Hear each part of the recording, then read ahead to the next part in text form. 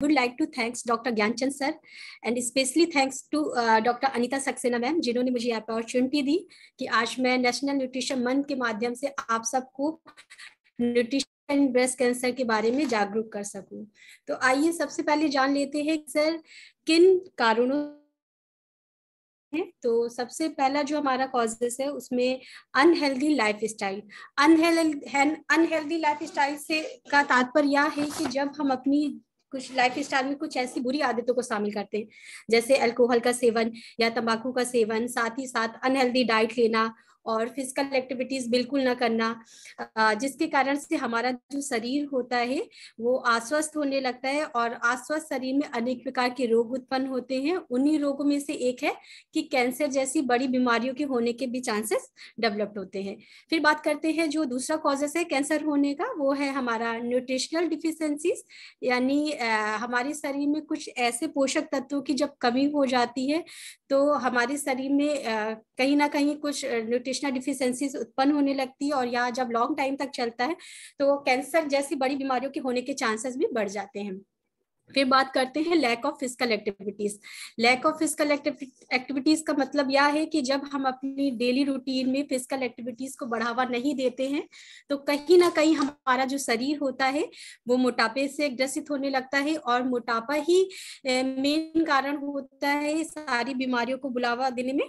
तो physical activities ना करने के कारण भी कैंसर होने के चांसेस डेवलप हो जाते हैं। फिर बात करते हैं स्ट्रेस। स्ट्रेस चाहे वो मेंटल स्ट्रेस हो या फिजिकल स्ट्रेस हो, दोनों ही हमारे शरीर को हार्मफुल होते हैं, इसलिए स्ट्रेस के कारण भी कैंसर होने के चांसेस डेवलप हो जाते हैं।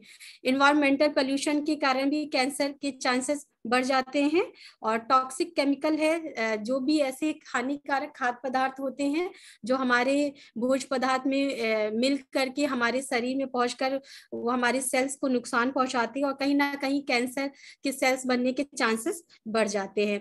कुछ मायनों में जेनेटिक रूप को भी कैंसर होने के चांसेस देखे गए हैं। फिर बात करते हैं हम कुछ ऐसे टिप्स हैं जिनसे हम कैंसर जैसी बड़ी बीमारियों को रोक सकते हैं। तो हमें इनको अपनी डेली रूटीन में शामिल करना चाहिए। जैसे पहला जो आप स्लाइड पे देख सकते हैं कि डाइट, यानी हम अपनी डाइट में वाइल्ड और variety of fruits and vegetables को ऐड करना चाहिए। साथ ही साथ ऐसे मोटे अनाज, लेग्यूम्स यानी दालों को और जितने भी हमारे दूध और दूध से बनी हुई चीजें हैं उनको लेना चाहिए। कहने का तात्पर्य यह है कि हमें अपने आहार में एक बैलेंस डाइट को अपनाना चाहिए। हेल्दी बैलेंस डाइट में जो हमारे जितने न्यूट्रिएंट्स होते हैं, जो 5 to 7 हमारे जो न्यूट्रिएंट्स होते हैं, जैसे हमारा carbohydrate, protein, fats, minerals, vitamin and antioxidant, fibres, ये सारी जितने भी न्यूट्रिएंट्स होते हैं उनका होना आवश्यक होता है हमारी एक बैलेंस डाइट में। तो हमें बैलेंस डाइट को डेली रूटीन में लेना चाहिए। साथ ही साथ हमें अपने वेट को मेंटेन रखने के लिए, अपने वेट को आइडियल बॉडी वेट के अकॉर्डिंग मेंटेन रखने के लिए फिजिकल एक्टिविटीज को बढ़ावा देना चाहिए। यानी रेगुलर बेस पे हमें 35 to 40 मिनट्स तक हमें फिजिकल एक्टिविटीज या एक्सरसाइज करना चाहिए। कोशिश हमें यह करना चाहिए कि हम अपनी जो प्लांट बेस्ड फूड्स हैं उनको ज्यादा अपनाना चाहिए। जितने भी हमारे प्लांट बेस्ड फूड्स हैं उनको अपना करके हम कैंसर जैसे खतरों को रोक सकते हैं। और बात अगर करें हम स्ट्रेस की यानी तनाव को, तो हमें तनाव अपने जीवन शैली में नहीं रखना चाहिए और तंबाकू, अल्कोहल ऐसी चीजों का प्रयोग बिल्कुल ना करें और जितने भी हमारे जंक फूड्स होते हैं उनका प्रयोग भी ना करें। और साथ ही साथ अपनी बॉडी को हाइड्रेट रखने के लिए हमेशा पर डे जो लिक्विड की मात्रा होती है, वाटर इनटेक की मात्रा होती है 2 to 3 लीटर पर डे आपको लेना चाहिए। अब बात करते हैं कुछ ऐसे टिप्स हैं जिनसे जो कार्सिनोजेनिक फूड्स होते हैं उनको लेने से भी कैंसर के खतरे बढ़ जाते हैं। तो जैसे ऐसे फूड जिसमें मोल्ड्स मतलब जो फफूंद होते हैं, अगर उसमें आप किसी ऐसे फूड्स को का कंजप्शन करते हैं जिसमें कहीं ना कहीं मोल्ड्स होते हैं या फिर उनका टेस्ट या फिर स्मेल काफी बेकार होता है और इन केस अगर वो ले लिया जाता है तो कहीं ना कहीं वो कार्सिनोजेनिक के रूप में होता है, और वो अगर हम इंटेक करते हैं तो हमारी बॉडी को नुकसान पहुंचाता है, और हमारे शरीर में यहाँ पहुंच करके हमारी जो सेल्स होती हैं उनमें कैंसर के डेवलप करने के चांसेस बढ़ा देता है।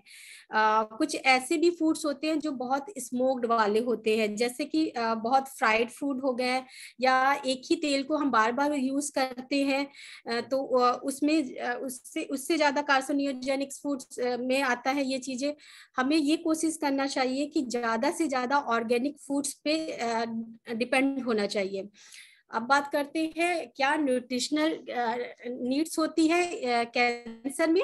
तो आप स्लाइड में आप देख सकते हैं कि एक साइड हमारा हेल्दी इंडिविजुअल है एंड दूसरी साइड हमारा इंडिविजुअल विद कैंसर के साथ है। तो जो न्यूट्रिएंट्स है जैसे हमारे कैलोरी, प्रोटीन एंड फैट, तो जो हेल्दी इंडिविजुअल में कैलोरी की जो नीड्स होती है वो 25 to 30 किलो कैलोरी पर केजी आइडियल बॉडी वेट होती है। बट अगर हम बात करते हैं कैंसर के साथ हमें कैलोरी की नीड्स क्या होती है, तो कहीं ना कहीं कैलोरी की नीड्स हमारी कैंसर के साथ हमारी बढ़ जाती है, यानी 25 to 35 किलो कैलोरी पर केजी आइडियल बॉडी वेट के अकॉर्डिंग हम रिक्वायरमेंट्स होती है। एंड देन प्रोटीन बहुत मायने रखता है कैंसर में, ड्यूरिंग कैंसर में। तो अगर हम हेल्दी इंडिविजुअल की बात करते हैं तो 0.8 से 1 ग्राम पर KG ideal body weight requirement होती है, बट कैंसर के साथ प्रोटीन की रिक्वायरमेंट्स बढ़ जाती है, 1.5 to 2.5 ग्राम पर केजी आइडियल बॉडी वेट के अकॉर्डिंग प्लान करते हैं। और अगर पेशेंट बहुत सीवियर स्टेज में आता है तो हमें कहीं ना कहीं प्रोटीन की रिक्वायरमेंट बढ़ा देनी चाहिए, यानी 2.5 ग्राम से ऊपर भी कर सकते हैं हम। एंड फैट की बात करें अगर, तो फैट की हेल्दी इंडिविजुअल में जो रिक्वायरमेंट्स होती है वो 20 to 25 ग्राम पर KG ideal body weight, but अगर विद कैंसर के साथ बात करते हैं तो 30 to 35 ग्राम पर KG ideal body weight. And अब बात करते हैं क्या रोल होता है न्यूट्रिशन का ड्यूरिंग ट्रीटमेंट में। तो ड्यूरिंग ट्रीटमेंट में न्यूट्रिशन जो होता है एज अ थेरेपी का काम करता है, क्योंकि जो ये न्यूट्रिशन होता है वो एडिक्वेट मात्रा में प्रोटीन, एनर्जी एंड फैट को प्रोवाइड करता है कैंसर पेशेंट को, उसके बॉडी हेल्दी बॉडी वेट के लिए, उसके मेंटेन इम्यून सिस्टम के लिए, साथ ही साथ उसके जो ड्यूरिंग ट्रीटमेंट चलता है लाइक कीमोथेरेपी एंड रेडियोथेरेपी या हार्मोनल थेरेपी, तो उस दौरान उसके जो बॉडी में बहुत से साइड इफेक्ट होते हैं उनको भी रोकने का काम हमारा न्यूट्रिशनल थेरेपी करता है। अब बात करते हैं एंटी कैंसर डाइट की, यानी cancer fighting power of your diet की। तो कुछ ऐसे हमारे जो खाद्य पदार्थ होने चाहिए हमारी डाइट में, एंटी कैंसर डाइट में, उसमें मोटे अनाज या फ्रूट्स और वेजिटेबल्स का होना आवश्यक होता है। साथ ही साथ जितने भी फाइबर रिच फूड्स हैं जैसे चोकर वाला आटा हो गया, छिलके वाली दालें हो गई, या फिर हमारे बहुत से ऐसे ग्रीन लीफी वेजिटेबल्स हैं, फ्रूट्स हैं, उसमें बहुत अच्छी मात्रा में फाइबर्स पाया जाता है। तो हमें फाइबर्स को भी अपनी डाइट में लेना चाहिए। हमें अपनी डाइट में अनहेल्दी जो डाइटरी फैट्स होते हैं उनको कट ऑफ करना चाहिए, उनका इस्तेमाल नहीं करना चाहिए। देन जितने भी रेड एंड प्रोसेस मीट होते हैं उनका भी प्रयोग नहीं करना चाहिए। हमें अपनी डाइट में जितने भी सोडियम रिस्ट्रिक्टेड फूड्स, मतलब लाइक आप जो पिकल्स हो, अचार हो गया, पापड़ हो गया, चटनी हो गई, इनका इस्तेमाल भी ना के बराबर ही करिए, और साथ ही प्रिजर्वेटिव फूड आइटम का इस्तेमाल भी नहीं करना चाहिए। Limit consumption of tobacco and alcohol and smoking. अब कुछ ऐसे न्यूट्रिएंट्स है जो एक हेल्दी डाइट का रूप होता है, जैसे आपका first of all carbohydrate, protein, fat, vitamin and minerals, fibres and antioxidant, ये सारे हमारे जितने भी न्यूट्रिएंट्स हैं एक हेल्दी डाइट्स के न्यूट्रिएंट्स होते हैं। अब अगर बात करते हैं कार्बोहाइड्रेट की, तो कार्बोहाइड्रेट भी हमारे 2 टाइप्स के होते हैं, जैसे कॉम्प्लेक्स कार्बोहाइड्रेट एंड देन दूसरा हमारा सिंपल कार्बोहाइड्रेट। तो कॉम्प्लेक्स कार्बोहाइड्रेट को हमको अपने आहार में लेना चाहिए, ना कि सिंपल कार्बोहाइड्रेट को। तो क्योंकि सिंपल कार्बोहाइड्रेट ज्यादातर जैसे शुगर, कैंडी या जितनी भी मीठी वाली चीजें हैं, रिफाइंड शुगर होते हैं, उनमें आता है, तो ये हमारी बॉडी को हार्मफुल होता है रादर देन कॉम्प्लेक्स कार्बोहाइड्रेट। अब बात करते हैं प्रोटीन की, तो प्रोटीन भी हमारा 2 टाइप्स के होते हैं, एक एनिमल्स प्रोटीन एंड देन दूसरा vegetable protein. Protein. Animals protein जो होता है बेसिकली हमारा हाई बायोलॉजिकल प्रोटीन होता है and good source of protein होता है। तो हम जब पेशेंट की काउंसलिंग करते हैं तो पेशेंट को हम यही एडवाइस करते हैं कि आप अपनी डाइट में कहीं ना कहीं एनिमल्स प्रोटीन को भी लीजिए, लाइक एग ले सकते हैं, फिश ले सकते हैं हम। बट अगर पेशेंट प्योर वेजिटेरियन है और वो एनिमल्स प्रोटीन नहीं लेता है तो हम उसको ये एडवाइस करते हैं कि कहीं ना कहीं आप अपनी डाइट में वेजिटेरियन प्रोटीन को ज्यादा मात्रा में लें। फिर बात करते हैं ऑयल्स एंड फैट्स की। तो ऑयल एंड फैट्स भी हमारे 3 टाइप्स के होते हैं, सैचुरेटेड और trans fat and then unsaturated fats और ऑयल। तो अगर सैचुरेटेड और ट्रांस फैट की बात करें तो ये हमारी हेल्थ के लिए अच्छा नहीं होता है। एंड सैचुरेटेड अनसैचुरेटेड फैट जितने होते हैं जैसे सरसों का तेल या हमारे जितना भी कैनोला ऑयल है, सनफ्लावर ऑयल है, ये सारे हमारे अनसैचुरेटेड फैट्स होते हैं, ये हमारी हेल्थ के लिए अच्छे होते हैं। बट अगर पेशेंट कैंसर पेशेंट की बात करते हैं तो कहीं ना कहीं हमें पेशेंट के डाइट में, अगर बहुत पेशेंट सिक है तो कहीं ना कहीं हमें पेशेंट को बटर या फिर घी के रूप में भी हम दे सकते हैं। अब बात करते हैं एंटीऑक्सीडेंट फूड्स की। एंटीऑक्सीडेंट फूड्स बहुत मायने रखता है कैंसर पेशेंट की डाइट में। तो जितने भी ऐसे फूड्स आइटम्स होते हैं जिसमें लाइकोपाइन या बीटा कैरोटीन वाले तत्व पाए जाते हैं, एंटीऑक्सीडेंट तत्व पाए जाते हैं, तो इनको इजीली समझने का हम एक बहुत आसानी तरीका है कि लाइकोपाइन वाले जो ऐसे फ्रूट्स या वेजिटेबल्स हैं तो वो जितने भी लाल या ऑरेंज कलर के फल हो गया, सब्जियां होंगी, तो उनका चूज कर सकते हैं हम, उसमें लाइकोपाइन एंटीऑक्सीडेंट तत्व पाए जाते हैं। और अगर हम बीटा कैरोटीन की बात करें तो जितने भी पीले या नारंगी कलर की सब्जियां या फल होते हैं तो उसमें बीटा कैरोटीन पाए जाते हैं। तो ऐसे एंटीऑक्सीडेंट तत्वों का आप यूज कर सकते हैं अपने आहार में। और एंटीऑक्सीडेंट तत्व की अगर बात करें तो सिलेनियम या आइसोफ्लेवोनाइड्स भी आता है जो हमारे कैंसर की डाइट में काफी हेल्प आउट करता है। जैसे सिलेनियम है वो हमारे सी फूड्स जितने होते हैं या जितने मोटे अनाज होते हैं उनमें पाया जाता है। आइसोफ्लेवोनाइड जितने सोया फूड्स होते हैं, टोफू, लेंटिल्स एंड मिल्क, इनमें पाया जाता है।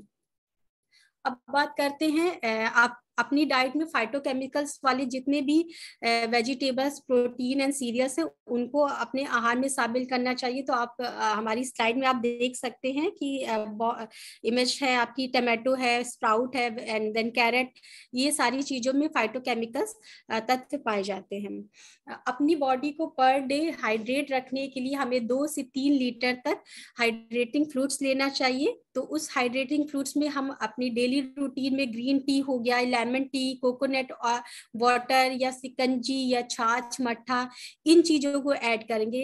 ज्यादा से ज्यादा हमें इन चीजों पे ही हाइड्रेटिंग रखने के लिए हमें ऐसी चीजों का प्रयोग करना है, ना कि हम ऐसी चीजों का यूज करेंगे जो हमारी बॉडी को डिहाइड्रेटिंग करता है, जैसे हमारा चाय हो गया, कॉफी हो गया या ब्रेवेजेस हो गए। तो हमें इन चीजों से दूर रहना है।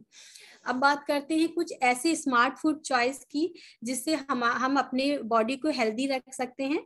तो स्मार्ट फूड चॉइस के द्वारा भी हम अपने जैसे बात करें अगर किसी पर्सन को या पेशेंट को ही बात करते हैं कि उसको वो कुछ नहीं तो चिप्स खा रहा है, तो आलू पोटैटो चिप्स खा रहा है, तो हमें उसको कहीं ना कहीं उसको कन्विंस करना है या उसको समझाना है कि आप इसकी जगह चने के दाने, रोस्टेड चने, या फिर आप सैलेड या फिर आप जितने भी फ्रूट्स हैं, फ्रूट चाट है वो ले सकते हैं। या अगर पेशेंट बहुत कुकीज या मीठा खाने की इच्छा रखता है तो हमें उसके पीनट्स के तौर पे चिक्की बना करके दे सकते हैं। ऐसी ब्रेवेजेस की बात करें तो कोला की जगह हमें उसको छाछ, मट्ठा या सिकंजी का रूप दे सकते हैं। तो ये स्मार्ट फूड चॉइस के द्वारा भी हम अपनी बॉडी को हेल्दी रख सकते हैं। अब बात करेंगे कुछ ऐसी हेल्दी कुकिंग मेथड्स होते हैं जिनको अपना करके हम जितने जो हमारे फूड में न्यूट्रिएंट्स होते हैं उनको बरकरार रख सकते हैं। तो आप हमारी इमेज में दे सकते हैं, जैसे बॉइल्ड है या स्टीम्ड है या ब्रेक्ड है, इन चीजों को अपनाकर कुकिंग मेथड को चेंज करके हमें अपने न्यूट्रिएंट्स को फुलफिल रख सकते हैं।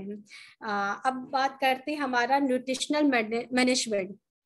तो न्यूट्रिशनल मैनेजमेंट हम बात करेंगे जो साइड इफेक्ट होते हैं ड्यूरिंग ट्रीटमेंट में, लाइक कीमोथेरेपी और रेडियोथेरेपी में जो साइड इफेक्ट होते हैं उसमें हम कैसे उनसे प्रिवेंट कर सकते हैं। जैसे सबसे पहले अगर पेशेंट को ये सिम्टम्स आ रहे हैं नॉजिया एंड वॉमिटिंग के, तो नॉजिया एंड वॉमिटिंग में हम पेशेंट की काउंसलिंग के द्वारा उसको ये समझाते हैं कि एडिक्वेट मात्रा में, मतलब पर्याप्त मात्रा में आप फ्रूट को लीजिए पर डे। जैसे 2 to 3 लीटर्स फ्रूट्स होता है तो हम थोड़ा और फ्रूट्स बढ़ा देते हैं उसमें, जैसे छाछ मट्ठा या सिकंजी ऐसी चीजों को भी ऐड कर सकते हैं। पेशेंट की डाइट से हमें कैफीन वाली जितनी भी चीजें हैं जैसे कॉफी है या चाय है, ऐसी चीजों को हटाने के लिए बोलते हैं, इनका प्रयोग ना करें। साथ ही साथ स्मॉल फ्रिक्वेंट मील्स को के लिए हम लोग पेशेंट को एडवाइस करते हैं। जितने भी स्टार्ची एंड बहुत फास्ट फूड वाले लो फैट फूड्स होते हैं उनका प्रयोग नहीं करना चाहिए, और जितने भी स्पाइसी एंड स्वीट फूड्स होते हैं उनका भी प्रयोग नहीं करना चाहिए। अब पेशेंट को अगर सिम्टम्स कहीं ना कहीं टेस्ट चेंजेस की आती है तो पेशेंट की काउंसलिंग के द्वारा हम उसको यह समझाते हैं कि आपको जो भी इच्छा कर रही है इस समय, आपका जो भी टेस्ट पसंद कर रहा है, अगर पेशेंट उस केस में जैसे मील नहीं ले पा रहा है, उस मील में हमारी जैसे दाल आ रही है, उस दाल की स्मेल उसको पसंद नहीं आ रही है, वो नहीं खा रहा है, तो कहीं ना कहीं हम पेशेंट के अटेंडेंट को याद बता करके हम बताते हैं कि इसमें आप थोड़ा घी या तड़का लगा के दे सकते हैं। साथ ही साथ हम पेशेंट के फ्लेवर के अकॉर्डिंग रेसिपी चेंज कर सकते हैं। अब उसकी जैसे पेशेंट को अगर मैगी भी इच्छा कर रही है खाने को तो उसमें ढेर सारी हमें वेजिटेबल्स और ये पनीर ऐड करके हम उसके हेल्दी मैगी बना करके दे सकते हैं। अब बात करते हैं लॉस ऑफ एपेटाइट की। पेशेंट को बहुत ज्यादातर पेशेंटों को ये सिम्टम्स आते हैं कि उनकी भूख चली जाती है, तो हमें उन्हें कन्विंस करना है कि आप छोटी स्मॉल फ्रिक्वेंट मील का इस्तेमाल करें। साथ ही साथ ब्रेवेजेस का इस्तेमाल आप मतलब एंड ऑफ मील करना चाहिए आपको, और जितने भी high calorie high protein nutrient dense है उनका इस्तेमाल करना चाहिए। साथ ही साथ पेशेंट को कॉन्स्टिपेशन की शिकायत बहुत रहती है, तो उसमें पेशेंट को हम लोग जितने भी होल ग्रेन्स एंड सीरियल्स होते हैं उसका प्रयोग करने के लिए बोलते हैं। साथ में जितने हाई रिच फाइबर्स फूड्स होते हैं वो, एंड तरल पदार्थ यानी जितने भी फ्रूट्स की मात्रा होती है वो बढ़ा करके कहते हैं देने के लिए। और अगर पेशेंट चल फिर सकता है तो उसको कुछ एक्टिविटीज भी बता के हम लोग मतलब कॉन्स्टिपेशन से निजात पा सकते हैं। डायरिया के सिम्टम्स अगर आते हैं तो हमें पेशेंट को fried and fatty foods avoid करने के लिए कहते हैं। साथ ही साथ प्रोबायोटिक वाली जितनी चीजें होती है जैसे कर्ड मट्ठा ऐसी चीजों का बढ़ा करके देते हैं, और प्योर जो वेल कुक्ड वेजिटेबल्स होते हैं उनको देना चाहिए। अब बात करते हैं हम कि जब ड्यूरिंग ट्रीटमेंट में आप मतलब ज्यादातर ये न्यूट्रोफीनिया एक वर्ड सुना होगा, तो न्यूट्रोफीनिया है क्या? बेसिकली न्यूट्रोफीनिया एक टाइप्स की कंडीशन है। न्यूट्रोफीनिया एक टाइप्स की कंडीशन है जिससे जो हमारा न्यूट्रोफिल्स होता है वो हमारे ब्लड में रहता है। तो न्यूट्रोफिल्स जो होता है वो हमारा व्हाइट ब्लड सेल्स होता है, और व्हाइट ब्लड सेल्स अगर डिक्रीज यानी न्यूट्रोफिल्स काउंट जब डिक्रीज होने लगते हैं तो कहीं ना कहीं हमें बैक्टीरियल इन्फेक्शन के चांसेस हमारी बॉडी में बढ़ जाते हैं। तो उस दौरान हमें न्यूट्रोपेनिक डाइट का इस्तेमाल करना चाहिए। जैसे न्यूट्रोपेनिक डाइट में हमारे जितने भी raw salad and raw sprouts होते हैं उनको टोटली अवॉइड करने के लिए कहना चाहिए। जितने भी रॉ एग्स या अनकुक्ड एग्स होते हैं उनको नहीं लेना चाहिए, वेल कुक्ड एग्स का इस्तेमाल करना चाहिए। एंड ऐसे फल और सब्जियां जिनका छिलका इजीली उतर सकता है हम उसको प्रेफर करते हैं कि आप ऐसे फ्रूट्स और वेजिटेबल्स को ऐड करिए। जैसे आपका केला हो गया या संतरा हो गया या नारियल हो गया, ये इन चीजों का छिलका मोटा होता है, इजीली उतर सकता है, तो इनको आप इजीली ले सकते हैं। इफ देन अगर कुछ ऐसे फ्रूट्स और वेजिटेबल्स होती है जिनका छिलका नहीं उतर सकता है तो हम पेशेंट को काउंसलिंग के द्वारा यह समझाते हैं कि आप उनको अच्छे से वॉश करके कुछ लोग कम से कम 5 से 8 मिनट के लिए वार्म वाटर में डीप करके तब ले सकते हैं आप उनका पील हटा करके। हमें जितने भी आउटसाइड वाले ईटिंग फूड्स है, रेस्टोरेंट वाले फूड्स हैं उनको अवॉइड करना चाहिए। साथ ही साथ कंटामिनेटेड फूड्स आइटम है उनका इस्तेमाल नहीं करना चाहिए। जितने भी हमारे वेजिटेबल्स हैं उनको अच्छे से धुले हुए होने चाहिए। अनवॉश वेजिटेबल या ग्रीन लीफी वेजिटेबल्स का इस्तेमाल नहीं करना चाहिए। अब बात करते हैं फूड सेफ्टी की। तो कहीं ना कहीं जब न्यूट्रोफेनिक कंडीशन आती है तो वहाँ पे फूड सेफ्टी का भी ध्यान रखना बहुत जरूरी होता है। इसलिए फूड सेफ्टी में हम पेशेंट को काउंसलिंग के द्वारा यह समझाते हैं कि सबसे पहले हाइजीन मेंटेन रखना है। तो हाइजीन मेंटेन रखने के लिए अगर पेशेंट का जहां भी डाइट बन रही है, पेशेंट की जो भी किचन एरिया है वो नीट एंड क्लीन होना चाहिए, और जो भी बर्तन है उसके यूटेंसिल्स हैं पेशेंट के वो नीट एंड क्लीन होना चाहिए, तो जिससे कि इन्फेक्शन होने का खतरा कम हो सकता है। तो हाइजीन मेंटेन बहुत जरूरी होता है ऐसी कंडीशन में। This is a last slide, क्योंकि जो हमारी थीम है वो है हमारी ईट लोकल फूड को हमें अपनाना चाहिए। तो इस जो हमारा थीम है वो है converging towards a healthy walk through life. तो हमें मतलब ज्यादातर ये हम पेशेंट को भी यह समझाते हैं कि आपके जो क्षेत्रीय में मतलब जिस भी क्षेत्र में आप रहते हैं जो आपके लोकल फूड्स है उनको ज्यादा प्रेफर करिए, ना कि बहुत बहुत महंगे या बहुत विदेशी वाली जो भी चीजें हैं उनका आप इस्तेमाल करें। तो आप अपने क्षेत्र में जो भी आपके इजली आपके यहाँ किस जिसकी भी खेती बहुत अच्छी होती है उसका आप इस्तेमाल ज्यादा करें। Thank you so much.